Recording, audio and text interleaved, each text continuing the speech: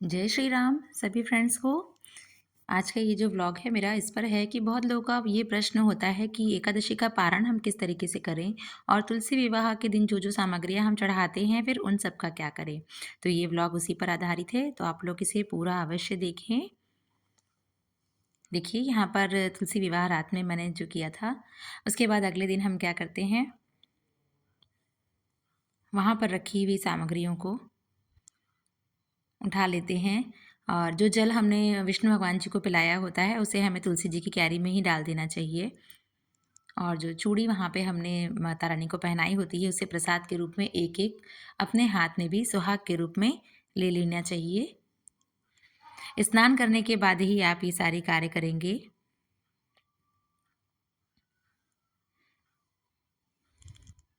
ये देखिए एक एक चूड़ी मैंने प्रसाद के रूप में ले ली हैं। इसके बाद जो हमने यहाँ पर गठबंधन किया था उसे निकालेंगे, तोड़ेंगे नहीं उसे हम निकाल लेंगे। प्रसाद के रूप में आप अपने घर में सभी को बांध सकते हैं इसे। और जो वहाँ पे चढ़े हुए फूल हैं उन्हें एक तरफ आप एकत्रित कर दीजिए कि जो कि पैरों के नीचे न पड़े।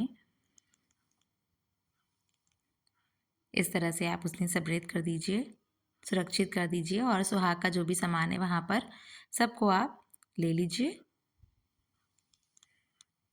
जितना महत्व इस पूजा का है, विवाह का है, उतना ही महत्व इन सारी सामग्रियों को भी सुरक्षित करने का है। तो मैं आपको ये आगे बताऊंगी कि हमें क्या करना है, तो देखिएगा ज़रूर पूरा वीडियो लास्ट तक।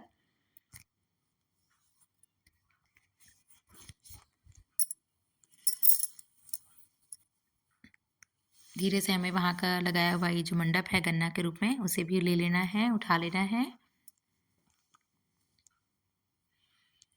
इसके बाद जो लोटा में जल हमने भरा था पूजा के लिए, उसे हम उसे भी हम तुलसी जी की क्यारी में डाल देंगे। और ये जो कलश स्थापित किया था, कलश के ऊपर जो हमने ये गेहूँ रखा था उसको वहाँ से उठा लेंगे और ये जो सारे पान के पल्लव हैं इन सबको उठा लेंगे। जो यहाँ पे चढ़े हुए जितने भी फूल सामग्रियाँ हैं उन्हें आप एक क्यारी में डाल दीजिए और इस गेहूँ को हम चिड़ियों के लिए रख देंगे।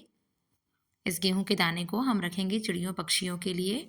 और जो ये कलश का जो जल है आप इसको अपने पूरे घर में अवश्य छिड़किए। सभी के घर परिवार के सभी सदस्यों के आँखों पर, सर पर आप ज़रूर लगाइए। इससे हमारा घर पवित्र होता है, शुद्ध होता है, सारी जो भी कोई बाधाएँ होती हैं वो सब दूर होती हैं। तो इस तरीके से पूरे घर में इस जल को छिड़क देना चाहिए, चारों दिशाओं में, हर कमरे में। उसके बाद इस लोटे के जल को भी हम तुलसी जी की क्यारी में डाल देंगे। ये सारा जल हमें इधर उधर नहीं डालना है फ्रेंड्स, सिर्फ तुलसी जी की क्यारी में ही डालना है। और इस लोटे के अंदर जो सिक्का हमने डाला था तो उस सिक्के को भी हम तुलसी जी की क्यारी में गाड़ देते हैं। उसके बाद पारण करने का एक ही इसका नियम है कि आप एकादशी का पारण करने से पहले एक सिद्धा एक ब्राह्मण के लिए ज़रूर निकालें। अगर हो सके तो ब्राह्मण को भोजन कराइए, लेकिन ब्राह्मण को भोजन कराना संभव नहीं होता है तो आप एक ब्राह्मण के पेट भरने के इतना अपना ये भोजन अवश्य निकालिए, जिसमें कि आटा है, दाल है, चावल है, आलू है, हल्दी, नमक, जीरा है और कुछ दक्षिणा है। उसे कृष्णा अर्पण बोल करके श्री कृष्ण भगवान के सामने अर्पित कर दीजिए। और ये जितना भी आपने सामान चढ़ाया था उसमें से कुछ प्रसाद के रूप में रख लीजिए और बाकी के सारे सामान को आप मंदिर में दान कर दीजिए। बस इतना सा ही नियम है इस पूजा का। धन्यवाद।